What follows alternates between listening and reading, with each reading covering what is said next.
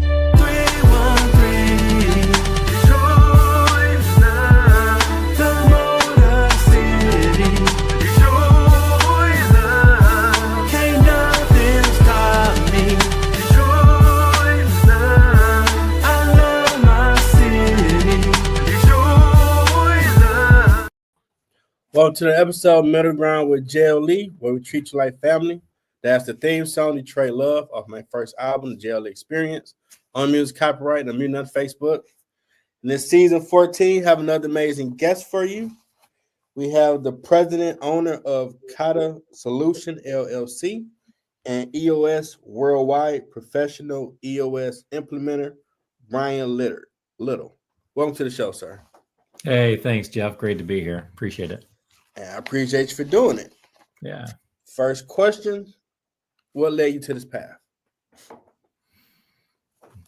And there's a lot of, that's a great question. So there's a lot of personal and professional things that go into that answer. I spent the majority of my career in manufacturing, worked for a lot of tier one companies, automotive supply companies, supplied to the likes of General Motors and Toyota and Mazda and all of them, right? And so, throughout my years, I led a lot of international operations, really understood what it takes to create a team, from a leadership standpoint. And what I found out as well is that until I kind of get out on my own, create my own business, start my own business, I'm really not able to fully engage without what I want to do from a leadership standpoint. And so that's why I started my business called Kata Solution and also EOS Worldwide. So that's what I do now is I work directly with leaders and owners of businesses. Okay. So, EOS Worldwide, you're the owner of that too. So EOS Worldwide is an international company. And okay. I am one of about 800 implementers worldwide. Gotcha. That helps businesses get whatever they want out of their business. Okay. So if someone wants your services, what does it do at EOS Worldwide? Yeah. So what I do, Jeff, is I sit down with business owners and I help them get what they want in their business from a vision standpoint. So in other words, every entrepreneur, every business owner has a reason for starting their business, but a lot of times they're not that good at running their business, right? And so what I help them do is I help them put execution in place, good operations, a good scorecard, good meeting agendas, right people, right seats, good processes in place. And then what they do basically is I help them work on the business as opposed to in the business. And so they're able to make connections with other big business owners, with other, big projects. They can work on the business, and I help them put structure in place so the business continues to run as we want it to run. Okay, that definitely has to be a tremendous help to someone owning the business, because sometimes you might need to do everything before you get your Avenger team together to do that stuff. Yeah, that's correct. And honestly, Jeff, every business starts out from the standpoint of the entrepreneur has a vision in their mind, and they work in the business every day, and they get the sales coming, they work on, and they're doing everything. But at some point, that's not sustainable, right? At some point, the leadership team has to come in and be part and take over those responsibilities. And I help them do that. I help them identify what the leadership team looks like, what their focus is on, get them rowing in the same direction, because a lot of leadership teams are not healthy together. So we help them get together from a healthy standpoint and transparent with each other and really focused on the vision of the company. And at that point, then the business really takes off, right? They start to really move and they take over the world, basically, is what I do. Okay. Now, with this service, how many times do you come out for that company? So what I do is I have a process, right? So the first thing we do is make sure the business leaders and owners get out of their business. So we take them off site somewhere. We meet for a daily session. And we really focus on a few things. First of all, number one is foundational tools. In other words, we help them work on great meeting agendas, the right structure for the organization, the ability to identify their priorities for the organization as well. And then we simply go to the next step, which is identifying really their core values, their core focus, their long-term vision and strategy, their marketing policy. Then we break that down to almost what we would call a 90-day world, where every 90 days they have their identified as far as their priorities and then moving towards that direction as well. And so what I do then is once we get them in full execution mode, then I basically come back and I run their quarterly and annual meetings after that. Okay. That's pretty awesome. Yeah. Yeah. I mean, we get to the point where everybody in the organization, the business is able to really focus and work towards the vision of the company. So we call it VTH. So VTH from the standpoint of vision, traction, and healthy. So vision from the standpoint is everybody knows exactly where the business is going and exactly how they're going to get there. It's crystal clear. All right. Mm-hmm. Traction from the standpoint is now we have complete accountability and discipline in the organization where everybody's working towards that vision. And the last one is healthy. So simply speaking, healthy means you have a proactive, you have a fresh, you have an honest leadership team working together on one mission, one vision. Because a lot of times, as you know, leadership teams don't do that. They struggle with that, right? And as the leadership teams go, so does the business. So we get them focused, working together and being transparent with each other and working on the right vision of the business. Now, what has been the results once you come in and do your thing with them? Yeah. So specifically, there's a couple things that happen. So thinking about the P&L from the standpoint of revenue growth. So a lot of our companies will basically increase the revenue by 30 to 50% revenue increases. Multipliers in EBITDA from 5 to 10% EBITDA increases as well. But most importantly, we get a great culture set up. Okay. From the standpoint of the culture means there's less turnover. So I worked at a company, a few years ago, we ran the EOS model. Mm-hmm. Our turnover was less than 5% turnover for a manufacturing company. And that's unheard of, Yeah, but, wow. Yeah, exactly. So the reason why we did it was because we had complete vision and strategy and everybody was involved in that for the entire organization. So the results are crazy. And as you know, the less turnover you have, the less money you spend when it comes to hiring, terminations and firing and onboarding new people as well. And we get the same people to follow the organization, get in the organization from a core value standpoint, and they tend to stick around, right? And so that's what really focused on with organizations, get their core values actually highlighted. We begin to hire and fire by our core values first and foremost. That's true. A lot of jobs I've worked over the years, if people wanted to leave, the culture wasn't the best. They didn't feel appreciated. And when they start talking like that, you quickly see, okay, they're gonna be gone soon. Yeah, that's correct, man. I mean, what do they say, right? People leave because of their bosses. I mean, yeah.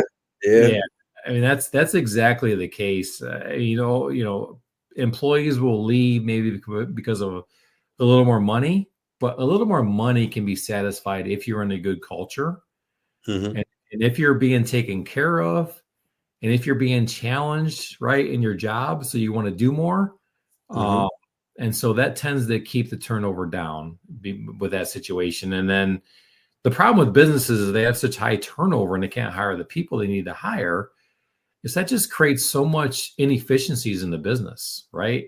And so have a stable workforce, hire the right people, and you can really focus on the business from a growth standpoint because you have the right people there and the right development, and people will stick around. And that's the whole focus of what we do with business owners as well. We create that stable culture so people will stick around and stay there with the business, and the business is able to grow that way. And it's crazy because when I was at my L.L.C. School of Business for Management, a lot of books we read talked about, well, this company has a great culture, this one. I'm like, I'm about to do a 12+ week course about how these $2 or $3 billion companies have a good culture. Yeah. It's actually a book. Wow. Yeah. Okay. That's awesome. And honestly, Jeff, it's not as easy as just saying it, right? I mean, you gotta have the right leaders in place. You know, the leaders have to be able to develop and support, you know, and help those workers get to what they want in their business, because every employee wants something out of their job, you know, and some just want to be paid, but the majority want to have the ability to grow and the ability to do more in the business.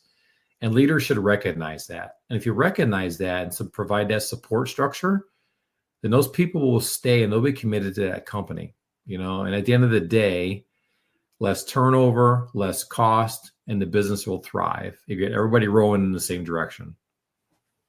Yeah. I mean, as our parents taught us back in the day, the way you treat people makes a big difference. Isn't that just a simple statement, though? I mean, that's yeah, but it's hard to do because some people don't know how to juggle different personalities. Yeah, they don't. It takes a special kind of leader. So one of the things I work on with clients is we help them really get better at really leading, and first and foremost is simplify.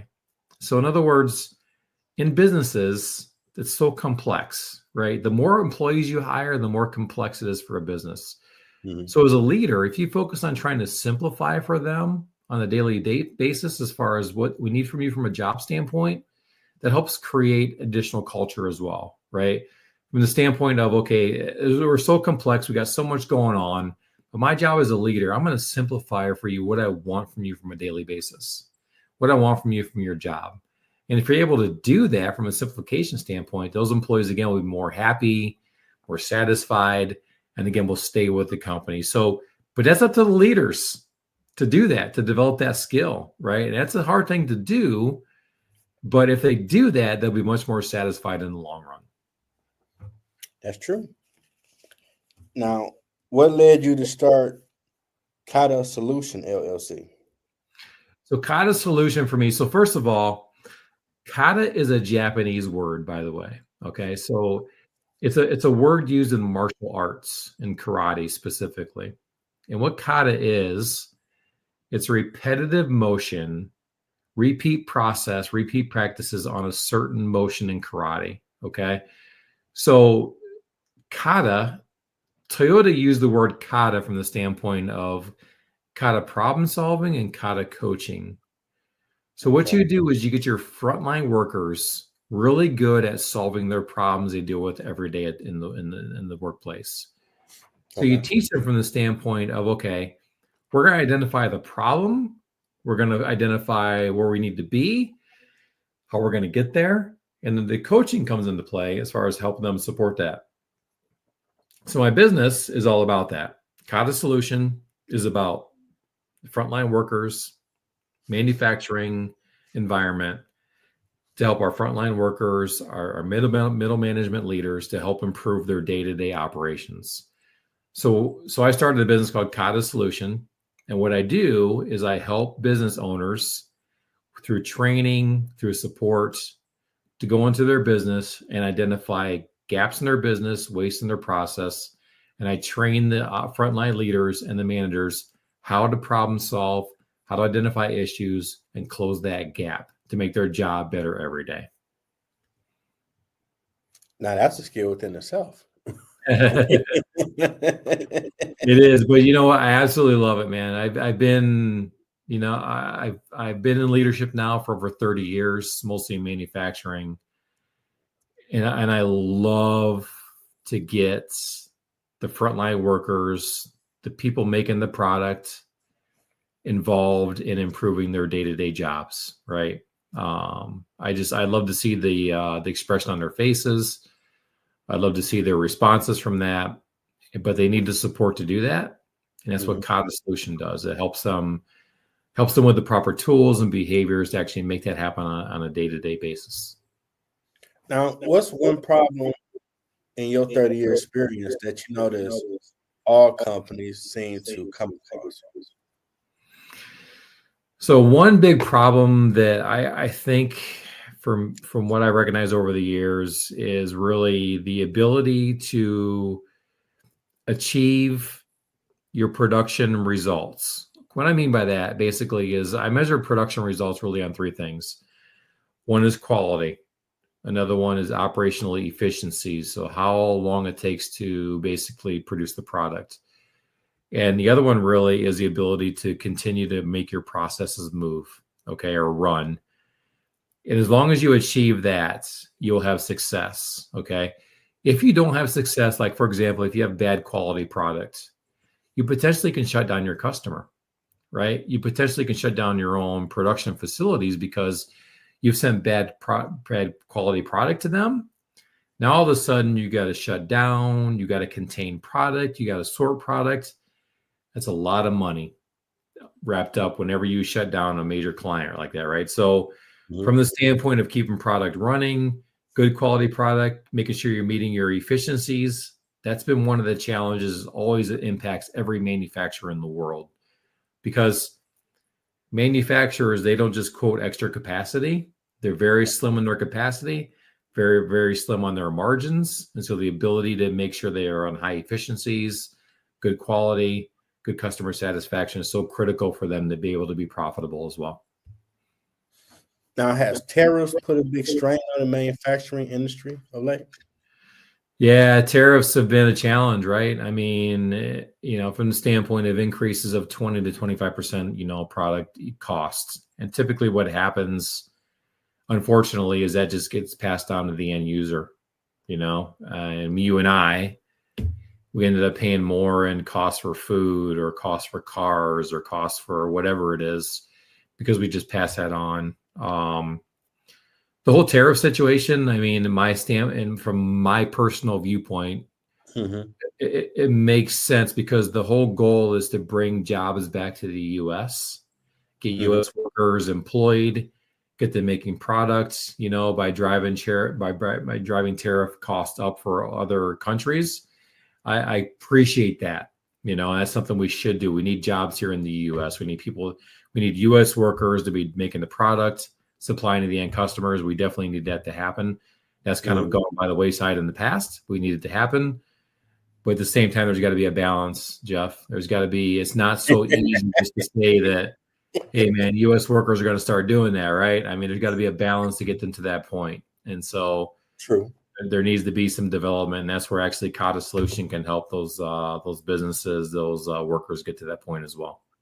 Okay. Because definitely you learn we really wasn't charging tariffs on other countries. I'm like, really? We weren't doing that? But you hear business owners scream like, man, if I go to this country, that country, they're charging me this to that. I'm like, I thought everybody did it. I'm like, wow. Yeah.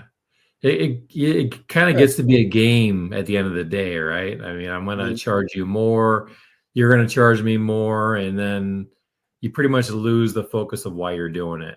And there's definitely a need for it to a certain degree, in my opinion. But take it to the point where it brings value to everybody. I agree, because you need people working here. Absolutely. Yeah. Because we used to be innovative, but now we hopefully have other people come here and stay here with those ideas, because we're not about the math and science like we used to be. Yeah. We want the microwave. We want it now.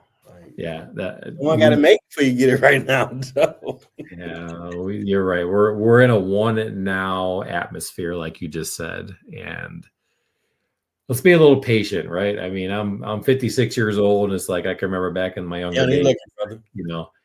I didn't have internet. I didn't have my cell phone, and it's like, it's just different life nowadays. It's different. It's a different, Man, I remember payphones in the 90s. I was telling my nephew that, like, man, we'd be in the car, you get a page, you stop at a payphone and call back, like, you couldn't reach your pocket, pull out your phone. Yeah, that's correct. Exactly. Yeah, you was rich if you had that. Payphones everywhere. I mean, when I was young, Jeff, I mean, my parents had one home line, and that was it. There was no other phone anywhere, and nothing like that. So I'm with you, man. By the time I graduated in 96, I was a man to have my own phone in my room. You couldn't tell me nothing. I was that guy. That's big. Your parents trusted you with your own phone in your room. And that's huge, man. And the sad part, I hung with my friends like, Jeff, if you don't cut that ring off, I'm gonna throw something at you. Like, what happened? Go check your caller ID, the little small little with all the missed calls. Be 100 calls. Yeah. And I'm like, 100 calls? And they be the same people. Like, I told you, man, the fellas was hanging out. Why did you call my phone 12 times straight? Well, I figure you be home soon. Like, we're gonna be hanging out. We're young. Yeah. We out in the street. We ain't gonna be home at 9 o'clock. And you call 901, 902 to 9. Like, come on. My sister, I was about to break your phone. It just kept ringing. Like, I cut the ring off. Don't break my phone, please. Yeah, that was back in the day where the phone extension cord was like 25 feet long, right? I walk around the house with it. Yeah, sure. In the kitchen, make something to eat on the phone. Like, you in the kitchen? Like, I got the long cord. Like, oh, you got that? No, I just got the one that the little bitty. Like, no, I got the long. I go all through the first floor of the house with it. Yeah, you could walk from your kitchen down the second floor and down in the basement, and you could talk on the phone, and but unfortunately there was always mom there to pull that extension or cut it with the scissors, right, to get you off the phone. So, oh yeah, definitely she gonna trip over. You got a problem now. And now we got all the wireless stuff. Yep. Yeah, we do. Yeah, we do. We had it good back then because it forced you to go outside a little bit more compared to now. Yeah. I mean, for me growing up, it was like, okay, I need you to be home by whenever you see the street lights turn on. Oh man, absolutely. Right. You're gonna get beat if you don't. Yeah. Yeah. You better come in and report. And me, I was hard headed, Bryan. Sure. I don't believe that, Jeff. I don't believe it. Oh yeah, I was. I was too smarty pants. Man, my cousin is literally 5 houses down. Why do I got to come back and check in? That's the rule, Jeff. The street lights on. After getting popped upside the head a few times because, like, man, just do business. You're going to come right back. But it's the point you walking down there, skip the point, Jeff. Yeah. I wanted to be a lawyer at first, so I don't know how my mom dealt with me because we need to debate this because this don't make sense to me. Like, just do what I tell you. Well, when I had kids, I already know I'm getting back. Now, I was okay with that. I mean, you go leave in the morning at, in the summertime, you leave in the morning at 10, 11 o'clock, you go play baseball all day. You was out there. I was up early. I was playing baseball with my friends, at the local schoolyard. And then I come home for lunch, I come home for dinner. And then at the end of the day, I'd be like, okay, as long as when the street lights come on, you'd be home and go to bed. That was my day. And my parents didn't bother me the entire day. And it's just a different life nowadays. See, I had to eat my cereals, watch the cartoons. Yeah. Then I go hang with everybody like 1, 2 o'clock. Like, don't call me at 11. What you want? Exactly. I watch cartoons. Like, yeah, I'm a grown kid. Watch cartoons. I holler at you at 2 o'clock. Leave me alone. And once I get out the house, I ain't coming back until street light. So yep, exactly. Let me enjoy my me time. Right. Right. Awesome. Now, have you thought about writing a book? I have actually. I need to do a book on my experiences, my personal and my professional experiences in life. I've had a lot of personal, issues as well and challenges in my life that actually helped me in my professional career. Okay. And I think someday I'll write a book at some point. Yes.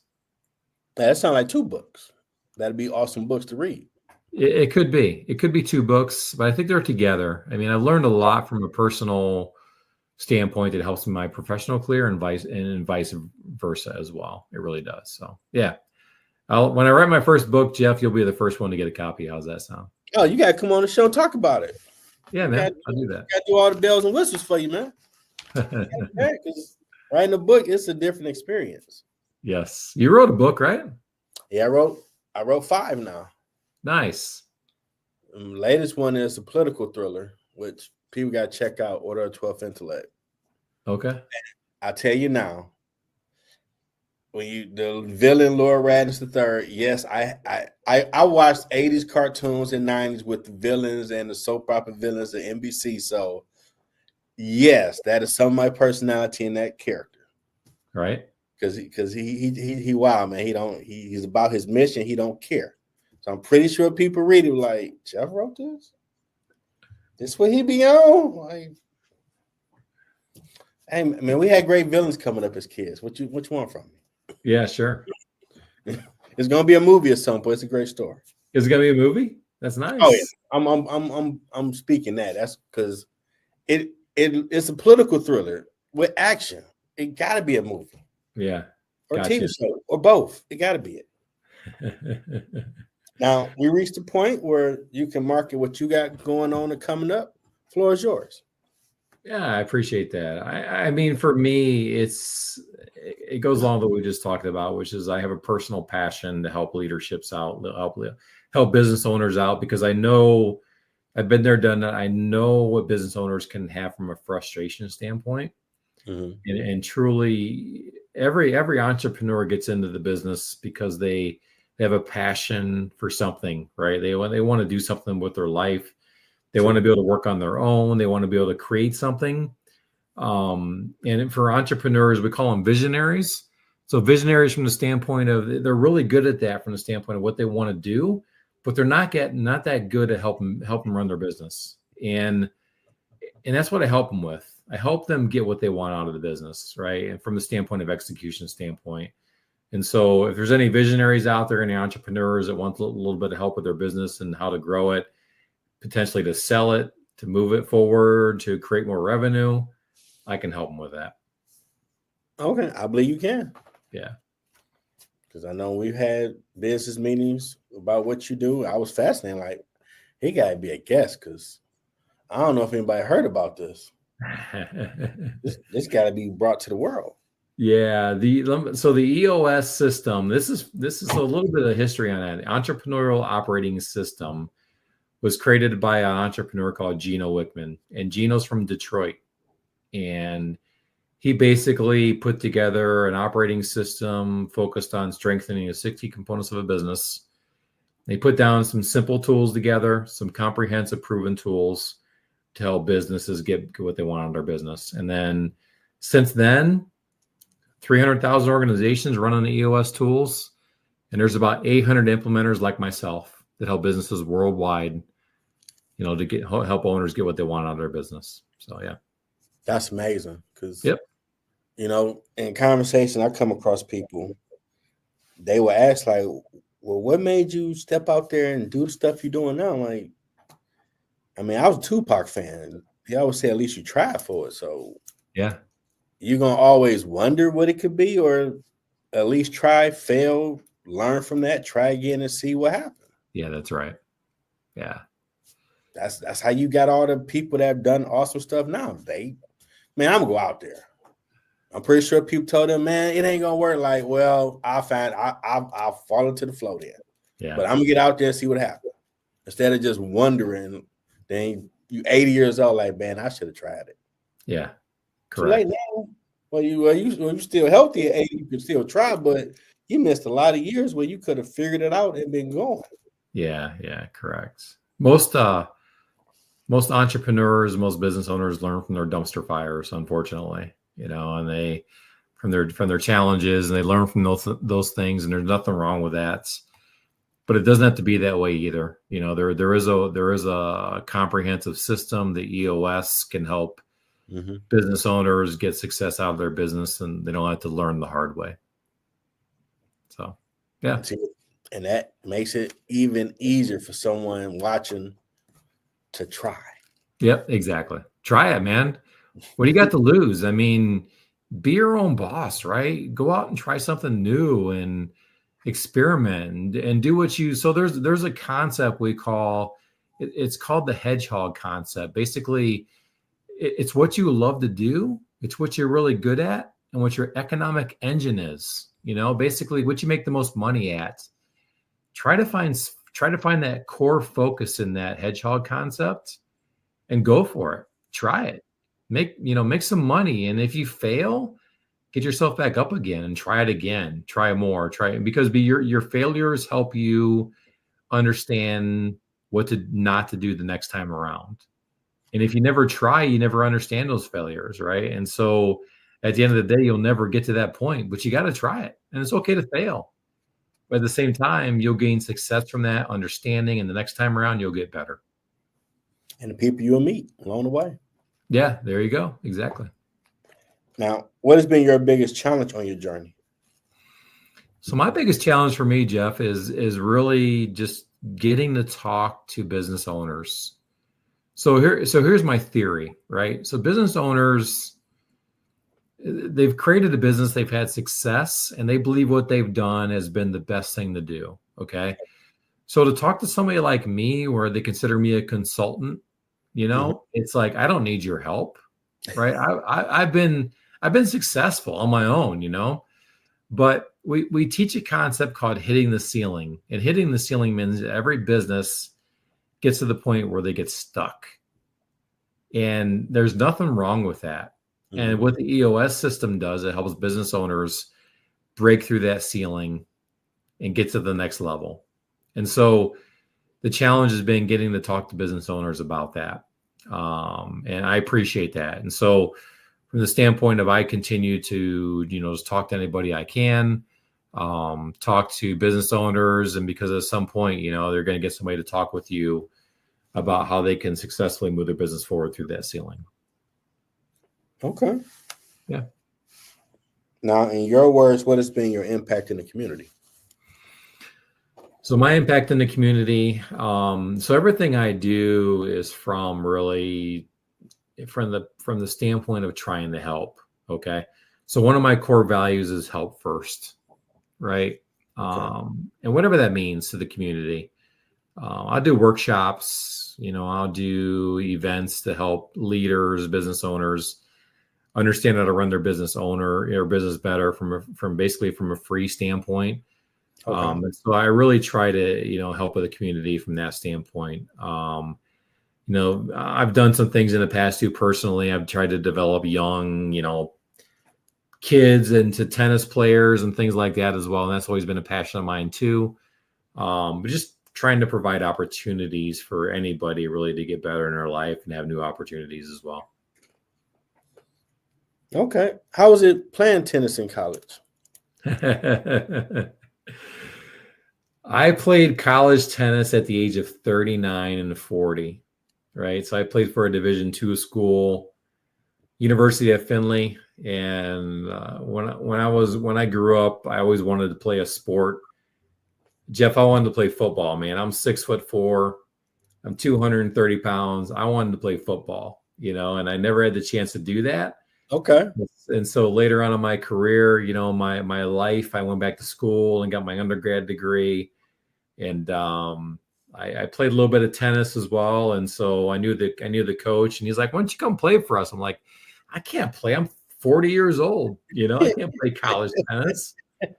And so we worked through that, and I got approved by the NCAA to play. And I ended up playing 2 years of college tennis, University of Findlay and Division II, and I absolutely loved it. And awesome. So it was a great time. I love playing. Those kids were awesome. 20-year-old kids loved to see me out there on the court with them, and they considered me their team dad and all that kind of stuff. And, nice. But it was good. And tennis for me has been a lifelong sport. It's been a lifelong ability to be able to interact and socialize and work with other people and develop kids as well, from the standpoint of kids 5 and under, 10 and under, help them get involved in the community and learn a great sport they can play for a lifetime. Okay. Yeah. I want to play football too, but yeah, my mind wasn't, you ain't going out there like, dang, my birthday, I can't turn 18 so I can do it. So all my friends senior year, like, you just gonna play, Jeff? Like, mom ain't gonna let me do it. Yeah. Like, when your birthday, November 2nd? Oh yeah, like, yeah, I can't play. Yeah. Well, I have fun. Same here. My parents would never let me play football. They were always afraid of me getting hurt or whatever it was. And it's like, I love playing though, right? I wanted to play. I could be good. I could be a quarterback. I could throw the ball 70 yards. I can do it. I can play, Right. And it's like, but it just never happened. And so later on in life, I'm like, this is my chance to play a college sport. And so that's what I did. So I want to hit the quarterback. Bad when I was young, all the issues. Like, that'd be a great place to just take all the anger out, just hit the quarterback. Yeah. They're like, that's not what you're doing. That's not what's for you. Like, it'll be therapeutic for me. Yes, it would. Like, no. They're like, you know what? It's a good thing you ain't playing football. That's not why you play. I just want to make him flip over, arms wiggle. What's wrong with that? Yeah, your dad was a pastor. We're gonna pray for you. Like, I told you, I got issues. I just see red. Let me hit him. It'll be once the whistle blow. I ain't trying to hurt nobody. Just hit him real good, like Lawrence Taylor. Yeah. Good. Yeah. And like, nah, man, you don't need to be out there. Something wrong with you. Like, see, y'all just ruining the fun. I mean, they have some adult leagues out there you could play in, right? Yeah, 47. I don't know about that right now, Brian. now I'm dropping weight now. When I get to Black Thor, okay, I can get out there. There you go. I can I can give some punishment to somebody. Yeah, I mean, I'm 56 years old, so I'm like, it's way past any kind of football I could play. I mean, I barely can get up in the morning out of bed based on the pains in my body. So, but it's all good. Oh, yeah, back pains be something different. Yes, exactly. You would think you'd be lying. Like, I pray your back don't mess with you because you'll understand when you walking slow. Yeah, because you don't want to move the wrong way. Like, oh, not again. Let me move out of place. Let me just stop. Like, you really in pain? Like, you think I'm joking? I want to throw something at you. Get out my face. Yep. Yeah. I was feeling pretty good in my 30s, but once I turned 40, that's when it all went downhill. Man, a lot of people telling me that, like, you didn't age overnight. Stop it. Jeff, my legs, like, you're only 40-something. Come on, man. You were just walking up the stairs the other day with no problem. Don't act like just because you turned another age in your 40s, you just over the hill. Cut it out. It's in your mind. Mind over matter. Cut it out. Now, last question. That Yoda game, hopefully made you feel comfortable. Give that Nietzsche type of advice. What advice do you have for someone trying to find their purpose? So my advice for somebody trying to find their purpose is first of all, it's going to take some time. And don't let the failures or the walls stop you from finding your purpose. I think one thing that's important, Jeff, is that people reflect. So I try to reflect at least on a daily basis. What were some of the good things that had happened to me? What were some of the bad things that happened? Mm-hmm. And once you start to make a list of that and identify those things, you actually can find your purpose a little bit faster, but it's important. I mean, it's so easy to spend the entire day on your cell phone or on the internet or doing your job or whatever it is. But at some point you got to step back, take a minute to relax, do some meditation and reflect, and that'll help you find your purpose. But my biggest suggestion is that just don't stop. Continue to break through, continue to go through challenges. You'll learn from your challenges, learn from the situations happening in your life, and find a purpose. And I think also too is good planning comes into play as well, right? I mean, think about what you want to do, what your purpose is. And that'll help you get there as well. And read books, read business books, read leadership books, read psychology books, whatever it is, and that'll help you get to your purpose as well. Yeah, I just wanted to make music. I had one semester of the newspaper at Cooley High School. I didn't think nothing about all this. Yeah. Or being good at it. Yeah. But you never know where your journey take you. It takes time. I mean, you might not recognize, and that's funny. Like for me, is like when I talk to business owners, like, okay, you don't want to hear me talking about it right now, but whenever the time is right, I'll talk to you again. Mm-hmm. And sometimes with purpose and your cause and your passion and what you want to do in your life, you might not hit you in the face right now, but focus on it, because at some point it will hit you in the face what you want to do, and just be open to it at that point. Yeah. I didn't realize this would be considered ministry, because I was straight running from that. Like, no, that was dad job. I ain't doing that. Yeah. Too much work. Gotcha. I guess, like, how many people finding purpose? Yeah, that's ministry work. Like, what? Yeah. God is slick. Okay. He spit that right back because I didn't like you didn't look no, I didn't consider no, this just radio broadcasters. They know no, that's man's purpose, yo. Come on, like I straight wasn't paying attention. Yeah. I mean, if you're talking about God, I mean, he has alternative plans in place you're not even aware of, man. You try to figure it out, and it's like he's got a whole different vision for me, what I want to do, what I should be doing, and he'll let you know what that is in his own due time. He probably laughed at me the whole time, like this fool don't realize you're doing ministry. But yep, radio broadcast, Jeff. Yep.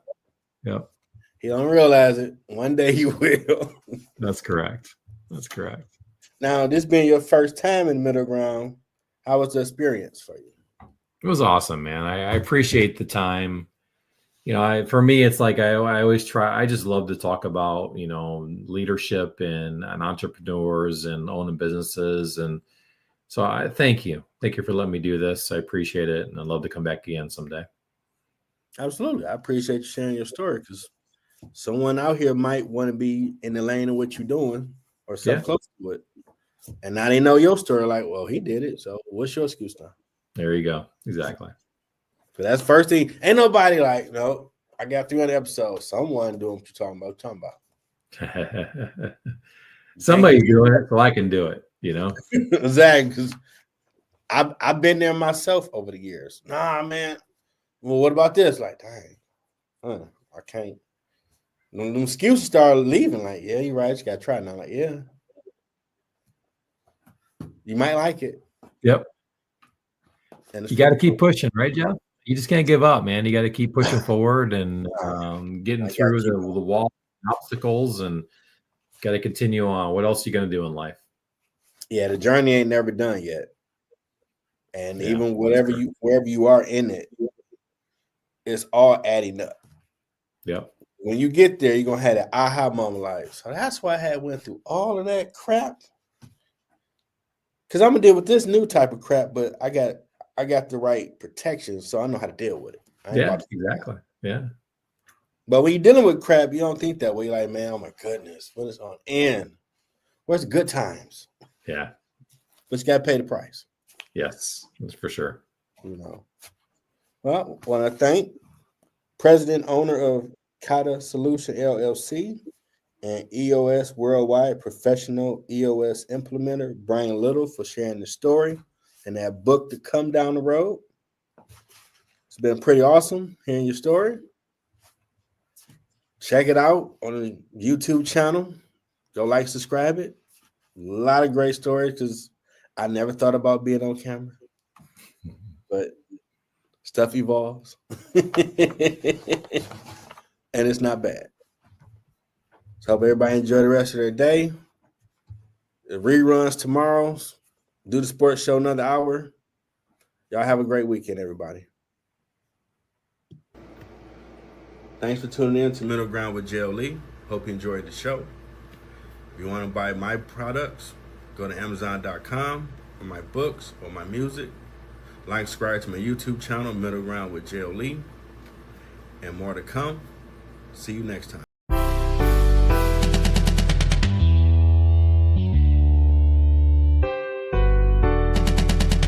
Detroit, welcome to the D, baby. 313